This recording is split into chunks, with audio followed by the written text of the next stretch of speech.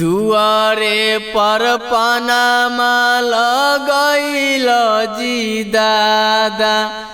मरबहिल थरल जाय केते जुल्म तू कैल जी दादा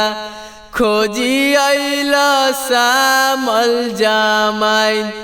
केते जुल्म तू कैल जी दादा खोजी अइल सामल जमाई सामल सामल मत पर गे पोती सामल श्री भगवान सामल के मंगिया में चंद्र लीलार मुख ही शोभे वीरपान सामल के मंगिया में चंद्र लीलार